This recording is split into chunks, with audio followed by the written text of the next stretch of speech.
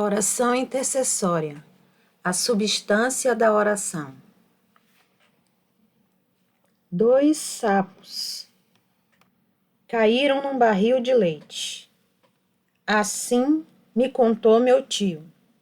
O lado do barril era alto e liso, e o leite fundo e frio. De que adianta, disse o primeiro.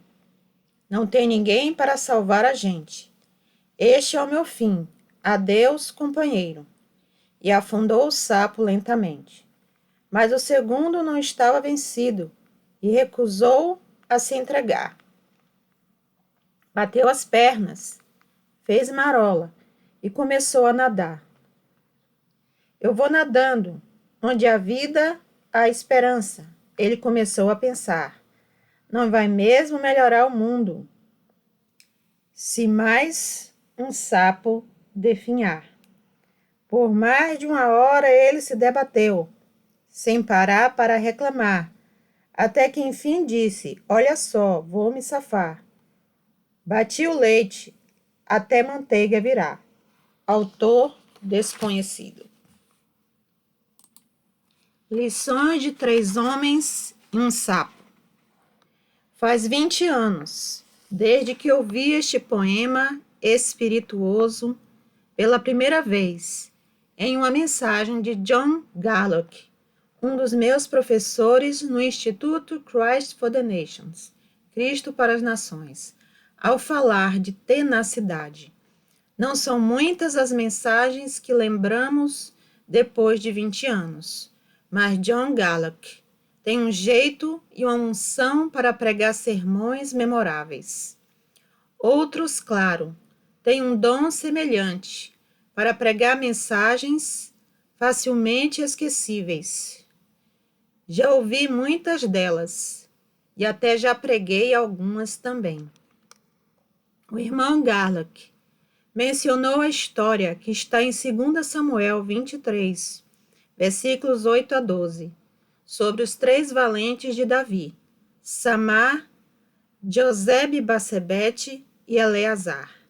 Samar foi tenaz, face à humilde incumbência de defender um pedaço de terra cheio de lentilhas de um monte de filisteus. Josebe-Basebete foi a personificação da tenacidade ao enfrentar uma esmagadora desvantagem e matar 800 filisteus sozinho. Eleazar foi um quadro de tenacidade perante uma extrema e incomensurável fadiga, pois após lutar por várias horas, tiveram de tirar sua mão que ficara pegada à espada. Agradeço ao professor Gallup por me ensinar sobre a importância da perseverança e da tenacidade por meio das histórias dos 3 homens e do sapo. Para mim, a tenacidade está no topo da lista das atribuições espirituais mais importantes. E quanto mais vivo, mais alta ela fica em minha lista. Aguente firme. Não entrou para os 10 mandamentos, mas entrou na lista dos 9 frutos do Espírito. A palavra macrotumia, traduzida como paciência, em Gálatas 5, versículo 22, é definida pela concordância de Strong como longanimidade ou firmeza. Foi o que eu disse. Aguente firme. Nos dias de hoje, em que tudo é instantâneo, desde a comida fast food até os esquemas para ficar rico rápido, de conferências do tipo como ter a maior igreja da cidade da noite para o dia, a seminários, 4 passos fáceis para ter suas orações respondidas. Estamos perdendo esse traço de personalidade muito rapidamente. Cozinhamos mais rápido, viajamos mais rápido, Produzimos mais rápido e gastamos mais rápido. E esperamos que Deus siga o nosso ritmo, especialmente com relação à oração.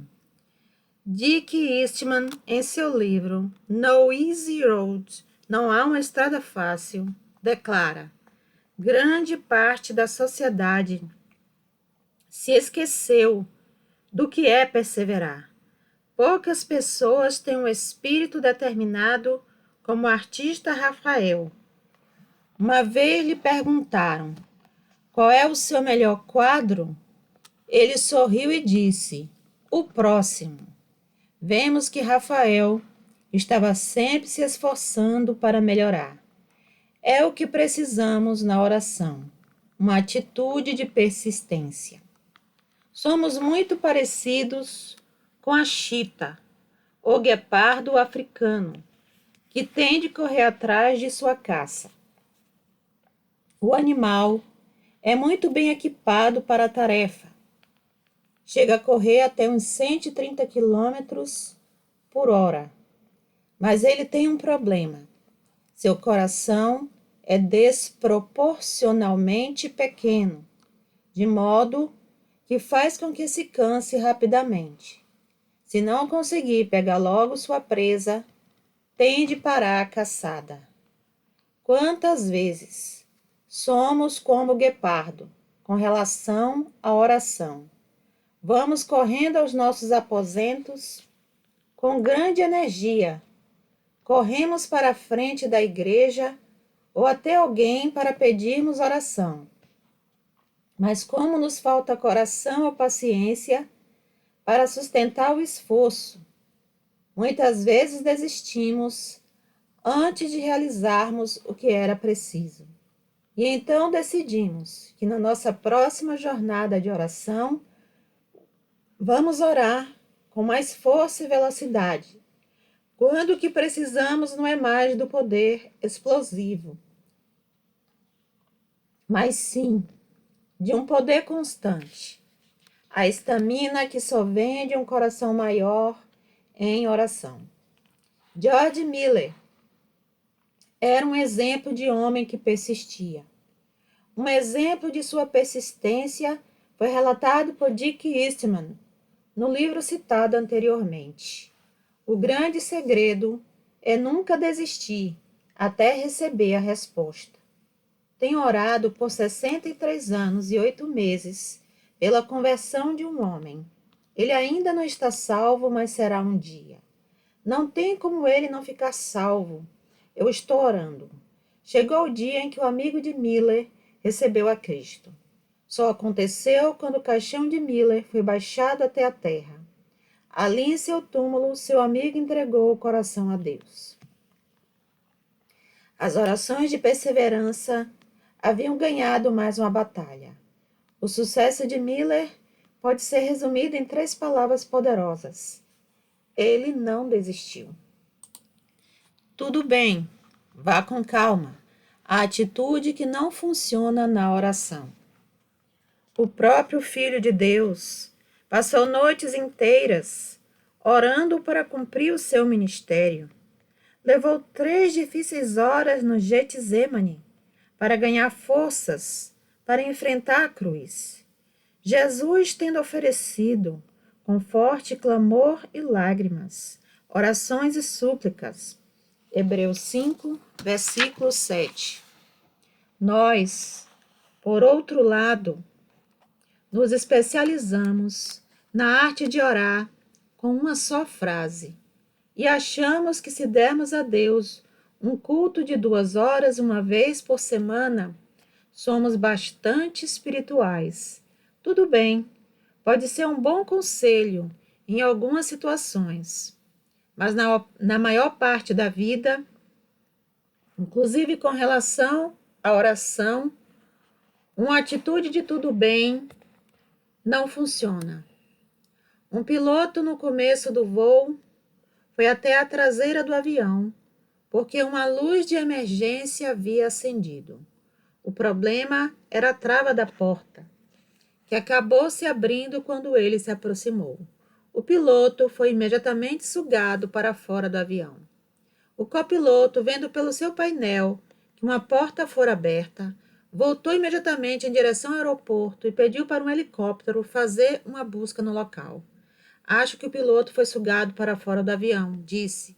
Depois de pousar, todos ficaram chocados ao descobrirem que o piloto estava pendurado, segurando-se a uma escada, que ele havia milagrosamente conseguido agarrar. Ele ficou ali agarrado por 15 minutos e, ainda mais impressionante, conseguiu evitar bater a cabeça contra a pista, apesar de ficar a apenas uns 15 centímetros de distância dela. Quando o encontraram, tiveram de desgrudar seus dedos da escada.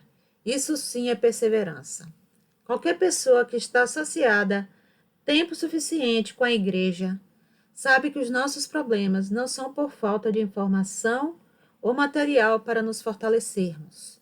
Se falharmos em conseguir o que Deus nos pede ao corrermos a nossa carreira, é porque nos falta paciência, coração e espírito.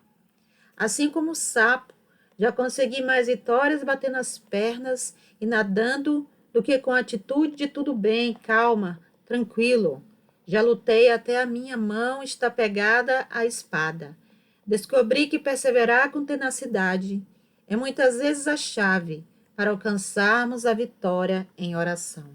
Mas por quê? Porque é preciso persistir em oração?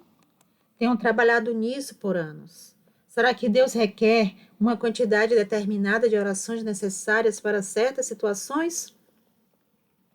Nós o convencemos das coisas? Será que Deus decide por fim fazer algo?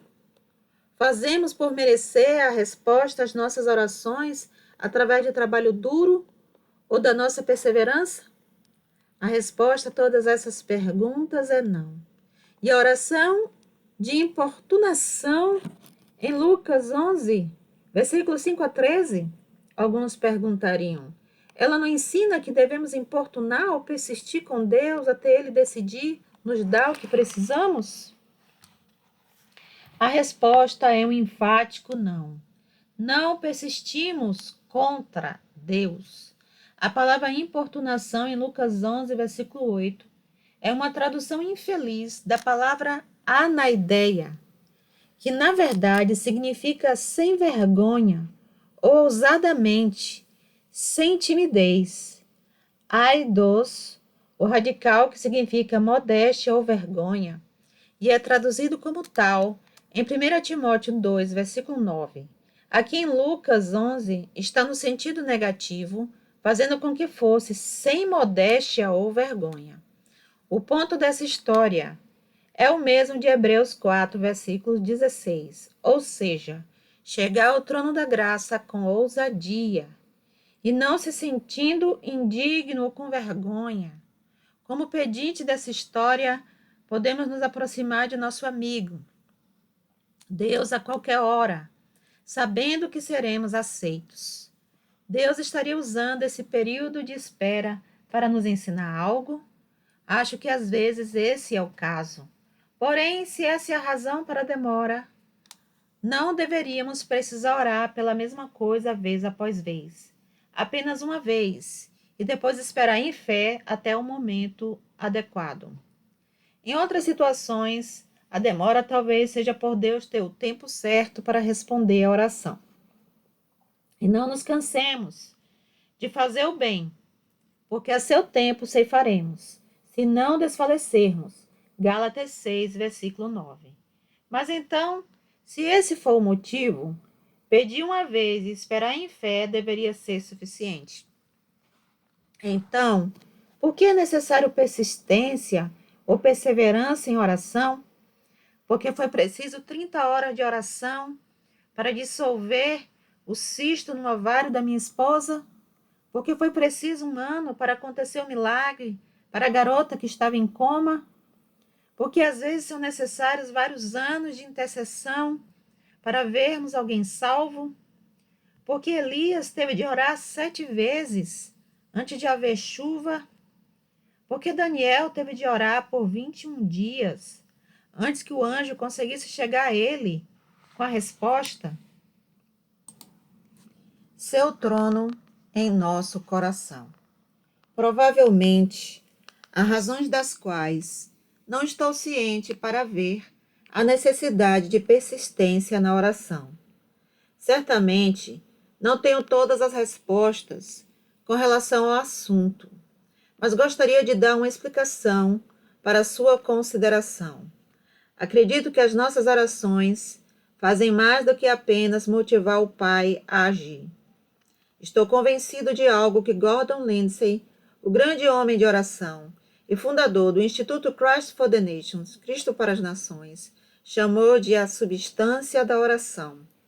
Sendo bem honesto, devo dizer que não acredito que isso seja algo que pode ser provado de maneira conclusiva, mas são muitas as evidências que o sugerem e eu as abracei como verdade.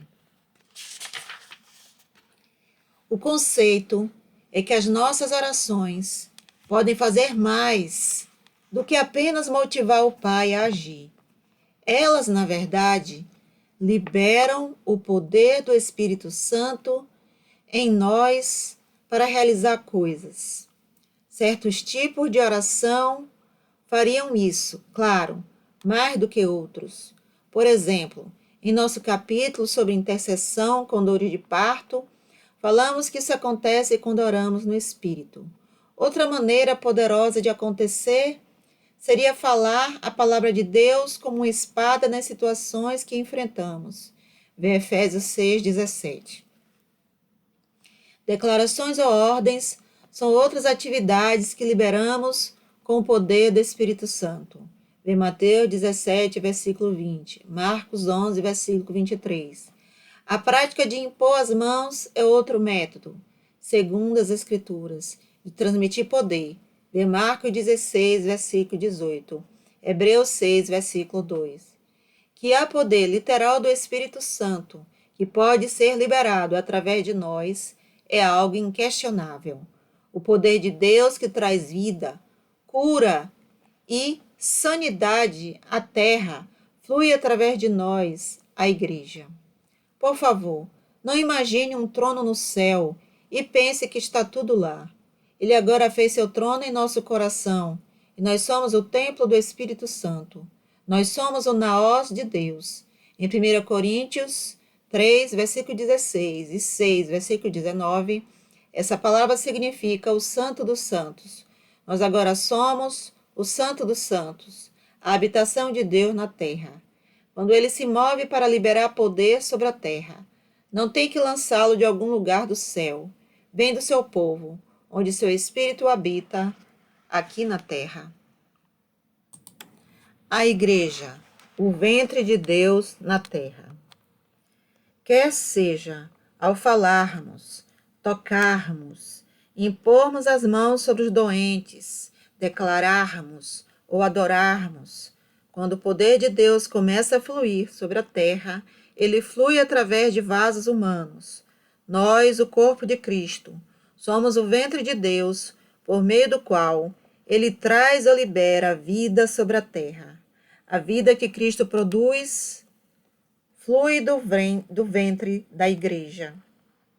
Em João 7, versículo 38, Jesus disse: quem crê em mim, como diz a Escritura, do seu interior fluirão rios de água viva.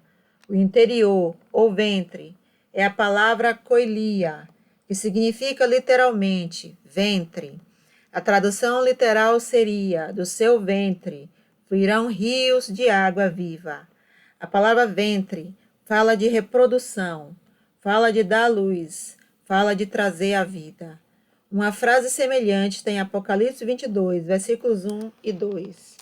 Então me mostrou o rio da água da vida, brilhante como cristal, que sai do trono de Deus e do Cordeiro.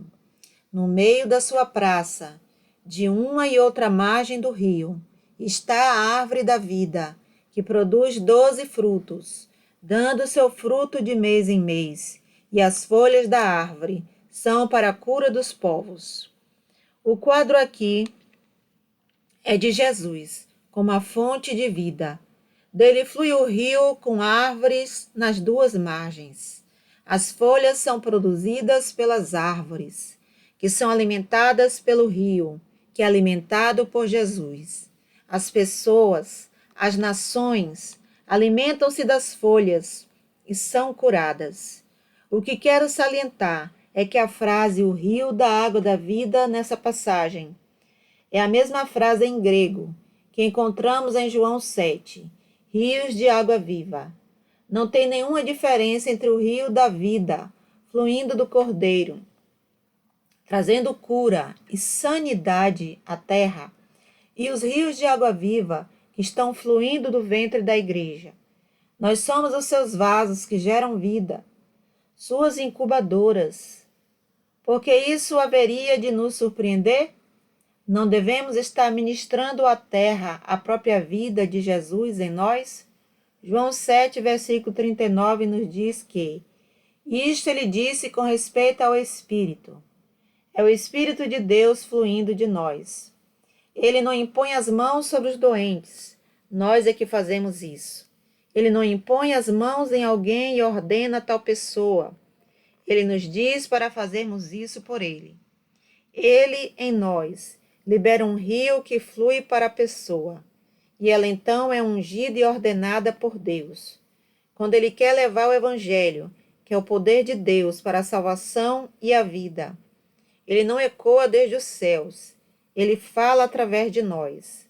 A vida de Deus, literalmente o poder e a energia de Deus, flui de nossa boca e penetra no coração dos descrentes, e eles nascem de novo. Somos nós que empunhamos a espada do Espírito, a palavra de Deus falada. Quando o Espírito de Deus quer trazer juízo sobre situações, ele não fala desde as nuvens, mas sim através de seu povo, de nossos espíritos.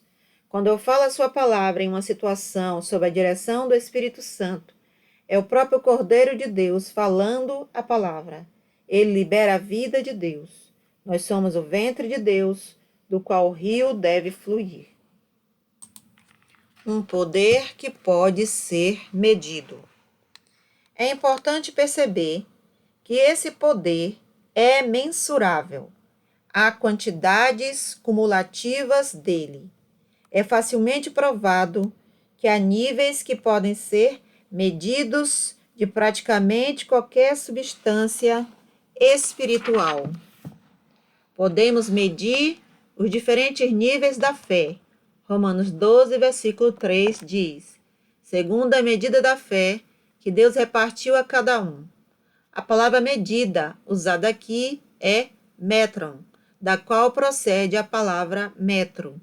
Em outras palavras, Deus tem medido cada porção de fé, portanto, ela deve crescer. Há níveis de fé, há porções de justiça que podem ser medidas. Há porções e graus de pecado que podem ser medidos.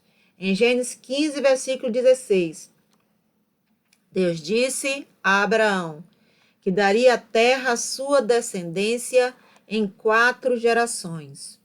Deus ainda não podia dar tudo a ele, porque não se encheu ainda a medida da iniquidade dos amorreus.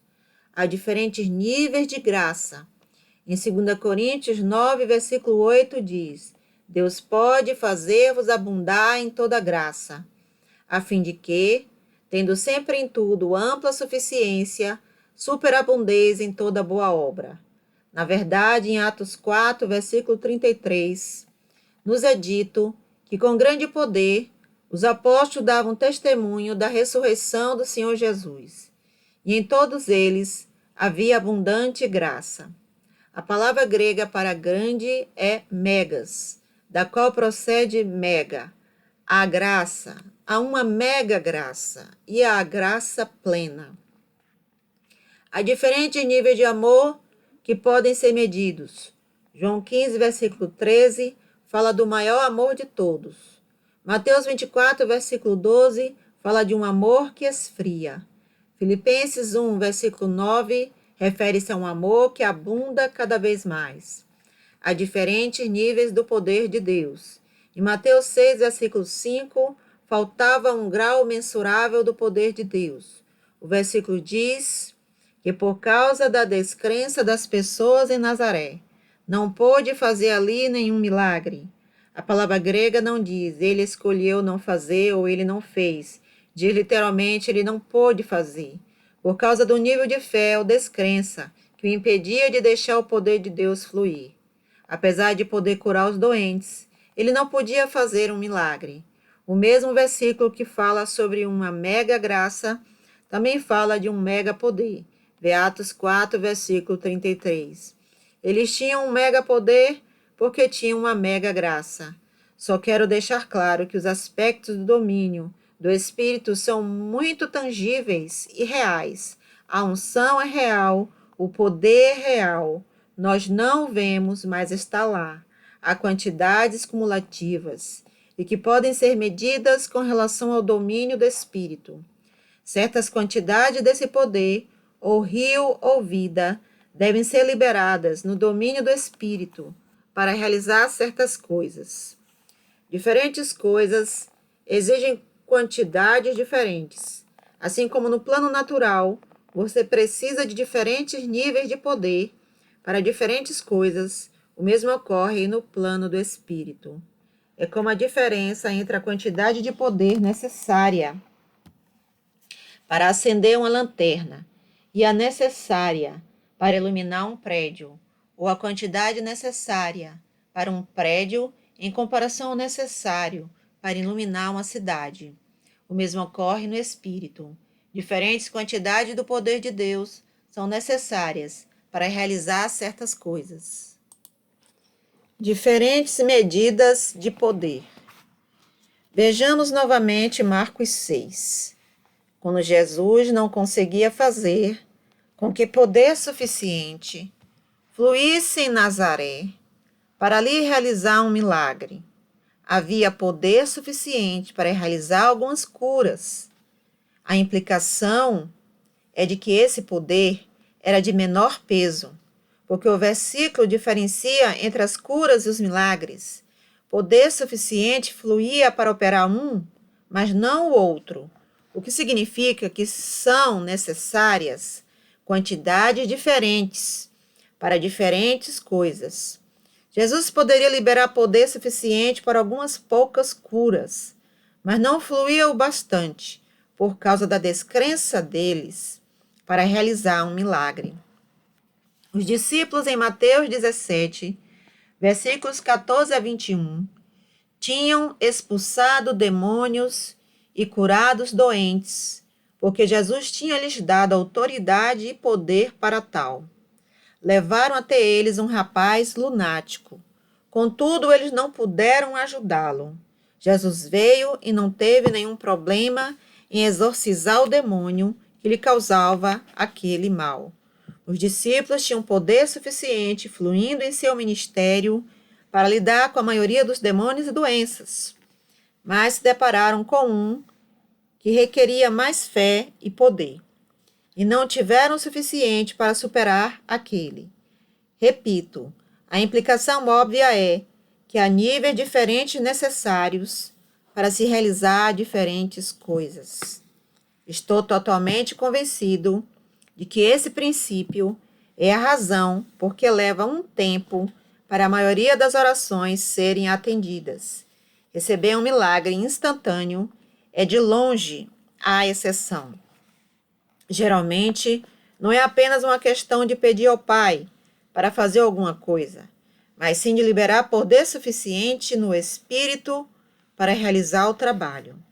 A maioria dos cristãos não está ciente disso.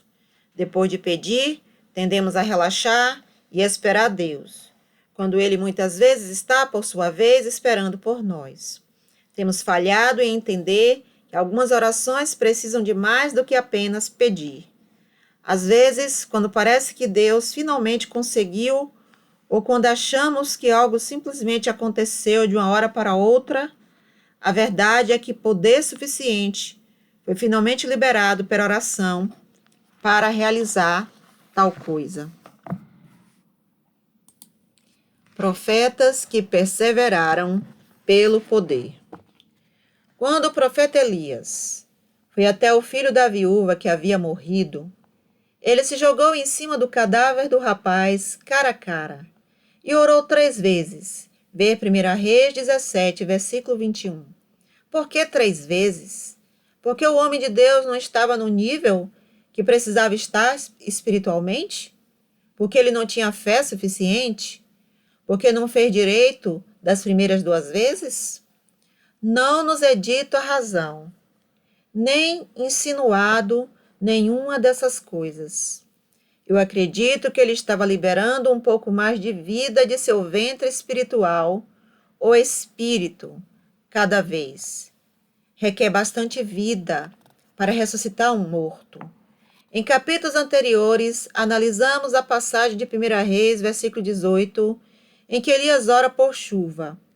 E discutimos o significado de Deus escolher trabalhar através de um homem e do homem se esforçar para trazer à vida a vontade de Deus. Vejamos essa passagem novamente.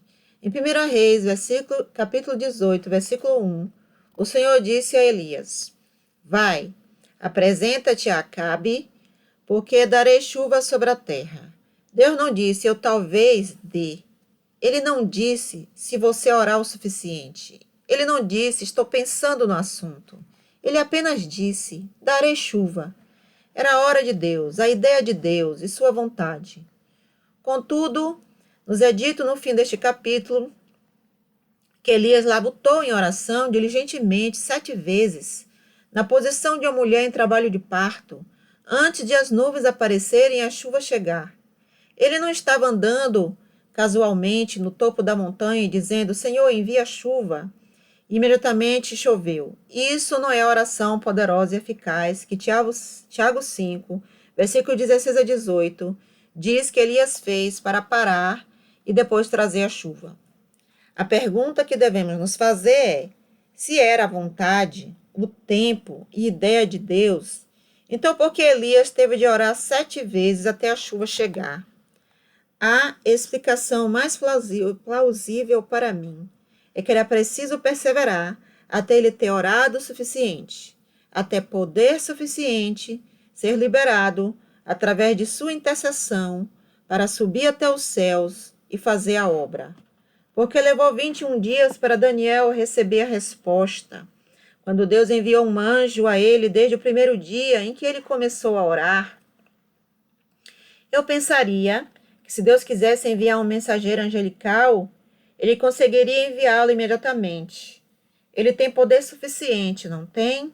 Então, por que o anjo foi detido por 21 dias? Acredito que Daniel foi fiel em orar todos os dias para liberar poder para o plano do Espírito. Deus só pode levar o anjo até ele com a resposta depois de poder suficiente ter sido liberado para romper a barreira demoníaca no espírito. Por favor, entenda que não estou limitando o poder de Deus. Estou totalmente ciente de que basta uma palavra de Deus para acabar com cada demônio do inferno. O que devemos levar em consideração é que Deus escolheu operar na terra por intermédio do ser humano.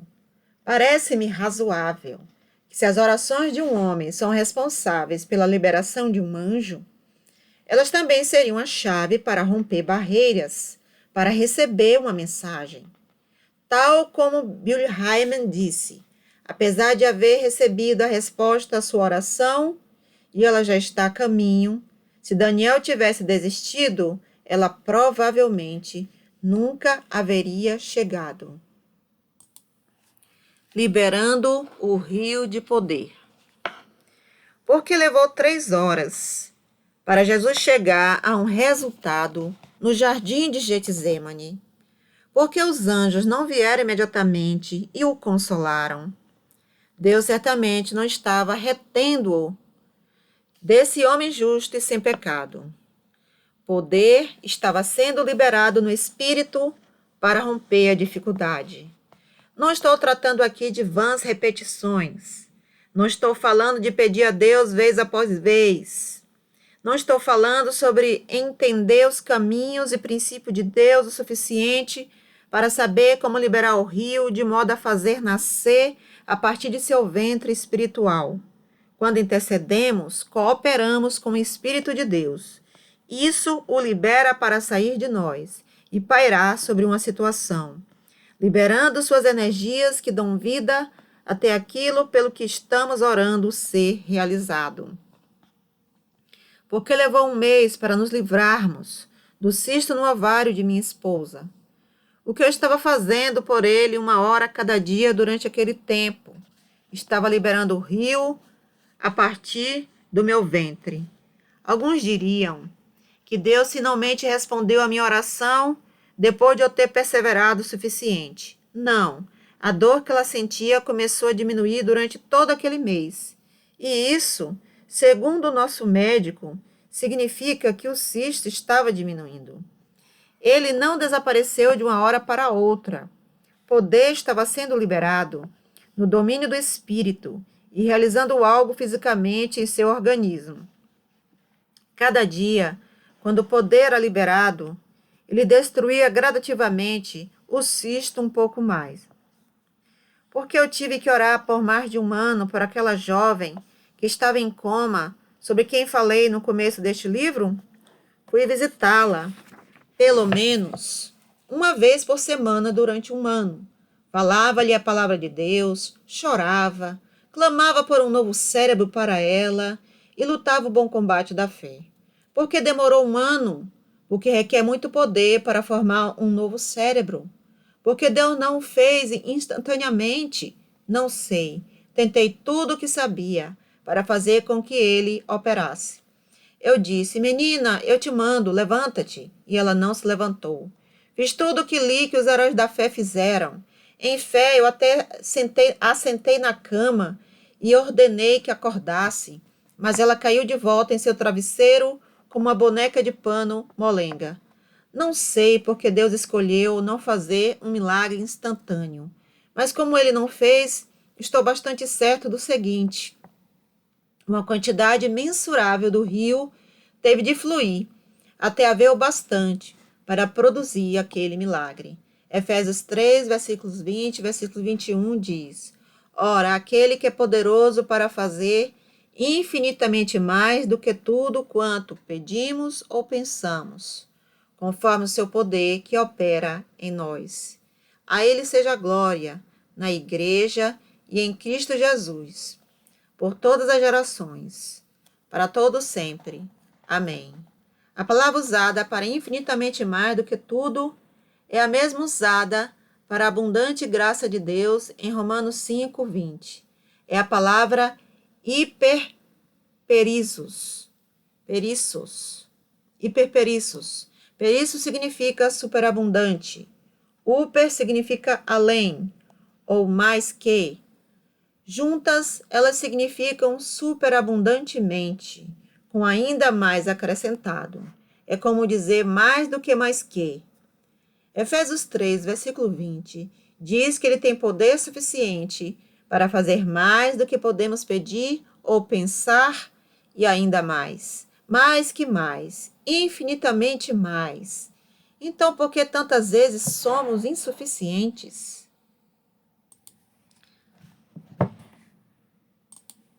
Poder que opera. A fonte do poder não é o problema. O restante de Efésios 3, versículos 20, nos dá uma dica. Diz-nos que ele vai fazer mais do que o suficiente, conforme o seu poder que opera em nós. O Novo Testamento de West traduz a frase como na medida do poder que opera em nós. A palavra medida é kata, que não só implica o que é medido em nós, mas o dicionário Strong diz que ela também é usada às vezes como a conotação de distribuição. Ele vai agir superabundantemente, mais do que podemos pedir ou pensar, na medida do poder que é distribuído de nós. Você está distribuindo o poder? Está distribuindo o rio? Por favor, não pense que está liberando poder suficiente para realizar algo milagroso, orando de vez em quando, porque não está. Você tem de liberar o poder de Deus que está dentro de você regularmente. Tiago 5, versículo 16 diz: a oração de um justo é poderosa e eficaz. Grifos do autor. O West traduz esse versículo assim: a oração de um justo pode fazer muito ao operar. Note que o versículo não diz: a oração de um justo pode fazer muito porque faz com que Deus opere. Certamente é o que ela faz. Mas não é isso que o versículo nos diz. Ele diz: a oração de um justo pode fazer muito ao operar. Ela, a oração. A tradução da Amplified Bible diz em tradução livre: a veemente, de coração, contínua, oração de um justo, disponibiliza um poder tremendo, que opera com dinamismo. Puxa, as nossas orações vão trabalhar. Note a palavra contínua. A Amplified Bible captura o significado do tempo presente do verbo. Temos o poder que criou o mundo dentro de nós. Temos o mesmo poder em nós, que foi às profundezas da terra e pegou as chaves do reino das trevas. Temos de liberá-lo, liberar o rio, liberar o poder, liberá-lo e liberá-lo e liberá-lo um pouco mais, uma e outra vez. Virando as taças de oração do céu. A Bíblia diz que quando oramos, acumulamos essas orações. Há taças no céu, nas quais as nossas orações são guardadas. Não há apenas uma taça para todas as orações, mas várias.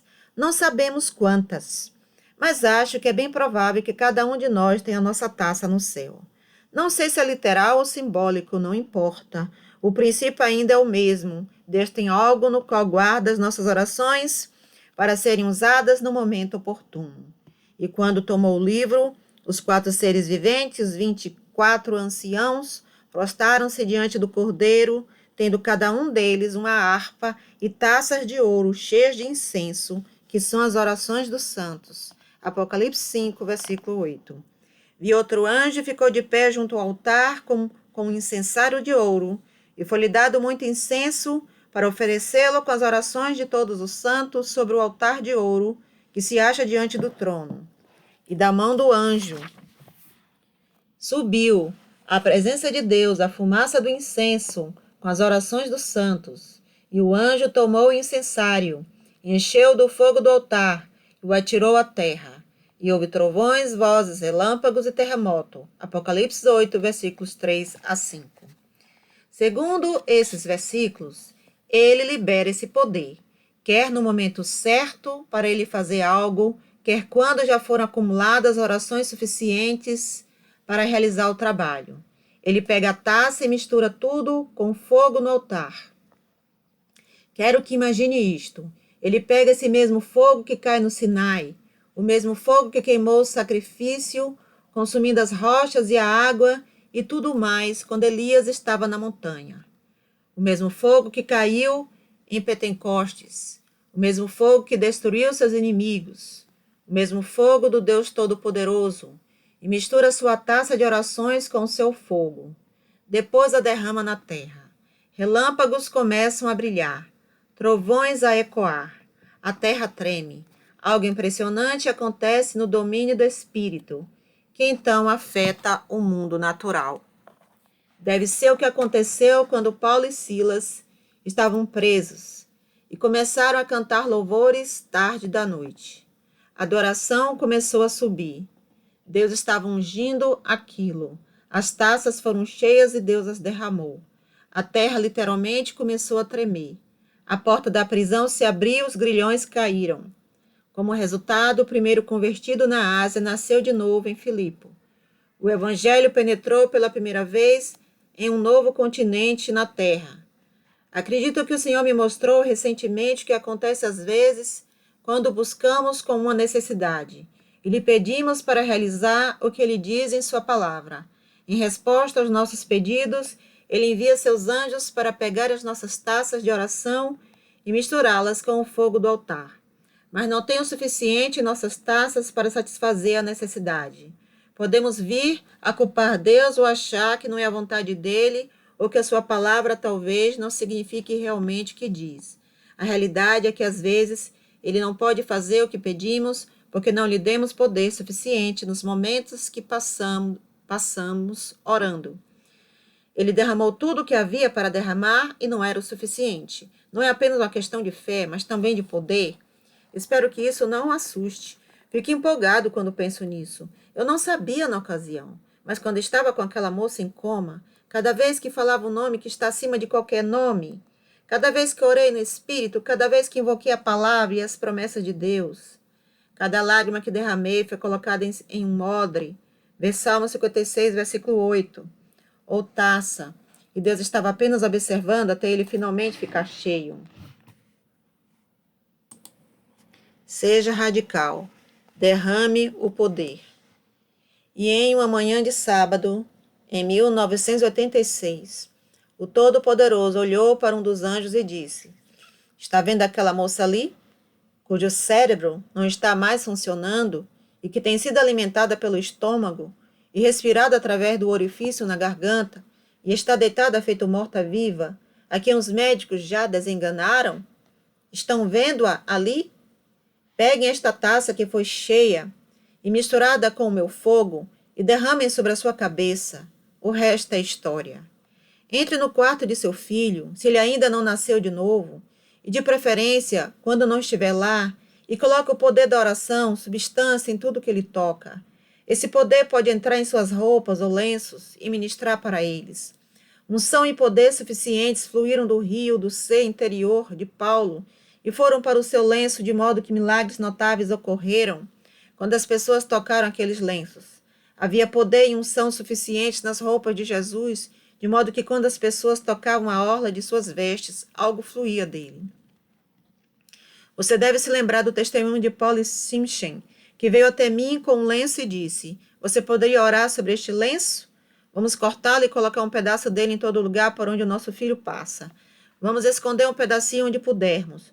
Como disse antes, Polly me procurava de vez em quando e me dizia que já não tinha mais nenhum pedaço e precisava de mais. Nós então orávamos e encharcávamos outro lenço com a unção de Deus. Ela escondeu um pedaço de lenço debaixo da palmilha de um sapato de Jonathan, ao qual ele emprestou a um amigo. Era a pessoa mais radical, beberrona e louca que eu havia visto em muito tempo. Mas esse cara cometeu um erro. Usou o sapato do amigo. Nada disso. Na verdade, aquilo salvou sua vida. Ficou radicalmente salvo. E foi preenchido com o Espírito de Deus e se voltou para Jesus. Jonathan perdeu um amigo desarvorado porque ele foi preenchido com a presença de Deus de tal modo que Jonathan não aguentava mais andar com ele. Como mencionamos antes, Jonathan agora também está vivendo para o Senhor. Lambuze tudo que seus filhos têm com a unção. A palavra no Velho Testamento para unção significa derramar ou lambuzar com óleo. Não tem problema ser um pouco radical. Jesus gostava quando as pessoas abriam telhados, engatinhavam em meio de multidões, subiam em árvores, gritavam, pedindo ousadamente misericórdia, banhavam seus pés com lágrimas e os enxugavam com o cabelo. Ele simplesmente ama quem age de todo o coração. John Killiger nos conta sobre um método interessante usado no passado para domar um garanhão selvagem, atrelando-o a um burro. O garanhão saía correndo por todo lado, contorcendo-se e dando coices, jogando o burro violentamente de um lado para outro, uma cena e tanto. Ele então saía em galope, arrastando o burro junto consigo, até sumirem de vista, às vezes por dias.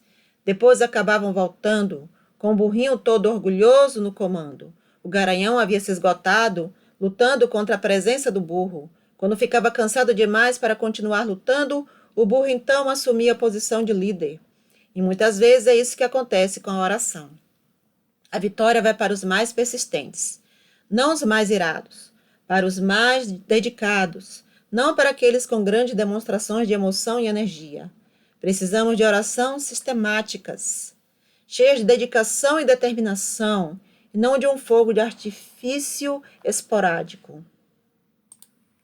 Pai, perdoe-nos. Pai, porque o que menos fazemos é justo aquilo de que mais precisamos. Porque a maioria de nós está tão ocupada que não tem tempo. Você deve ter muitos dias frustrantes, quando seus olhos observam de um lado a outro a terra buscando alguém cujo coração seja completamente seu. Você deve chorar muitas vezes quando busca um homem ou mulher que pare na brecha para preencher a lacuna e não encontra ninguém. Seu coração deve doer às vezes por nós, seu povo, esperando que nós levantemos e sejamos o que nos chamou para sermos. Nós nos humilhamos perante o seu trono e lhe pedimos para nos perdoar pela nossa falta de oração. E perdoa a nós líderes, Senhor, que não dissemos ao seu povo a verdade. Perdoe-nos como igreja, o corpo de Cristo, por permitir que o mal governe esta terra, quando você tem mais do que poder suficiente em nossos ventres para mudar isso. Perdoe-nos, porque não é culpa sua sermos uma geração de jovens, chamada de geração X, marcada pela falta de fé no Senhor. Não é a sua vontade que matemos a próxima geração antes mesmo de ela tomar seu primeiro fôlego. Não é o seu plano que ainda não tenhamos superado o principado do ódio que divide esta terra. Perdoe-nos, Senhor. Limpe-nos agora e quebre as maldições que permitimos que nos governem. Perdoe-nos e nos limpe do pecado, da apatia, da complacência, da ignorância e da descrença. Lave-nos com a água da sua palavra. Arranque de nós essa falta de oração letárgica, da qual nos justificamos de milhares de maneiras. No fim é mesmo desobediência, descrença e pecado. Pai, por favor, nos perdoe e nos livre. Liberte-nos de sermos ouvintes da palavra apenas, e não compreendores. Dê-nos lares e igrejas fundados na rocha da obediência à sua palavra. Desperte em seu povo a tenacidade que Jesus tinha, na qual a igreja primitiva caminhava. Faça com que nos livremos de tudo que se opõe ao seu espírito e leva-nos a uma atitude de pagar o preço, de se apoderar do reino de Deus. Preencha-nos com seu espírito, batize-nos com fogo, que haja uma transmissão do espírito de graça e súplica, que haja uma unção vinda do seu trono para os famintos que estão cansados do status quo, da mediocridade, da morte, da destruição. Estamos cansados disso tudo, Deus. Estamos cansados de sermos derrotados pelo inimigo. Estamos cansados de sermos detidos de nosso destino, tanto individualmente quanto como nação. Estamos cansados da falta e da doença. Estamos cansados do pecado. Temos fome de algo, do Deus da Bíblia. Questões para reflexão. 1. Consegue explicar a verdadeira lição ensinada na história em Lucas 11, versículos 5 a 13? A oração da importunidade é uma boa frase para resumir essa passagem? 2. O que substância de oração significa? Como isso está relacionado à perseverança? 3. Cite alguns versículos que demonstrem que as coisas espirituais podem ser medidas. Agora aplique essa verdade à oração usando Efésios 3, versículos 20 e 21 e Tiago 5, versículos 16. 4. Consegue pensar em ocasiões em que talvez tenha parado de orar antes da sua taça de oração estar cheia? Tem alguma situação natural em sua vida que talvez precise liberar mais poder para receber uma resposta? 5. Você ama Jesus?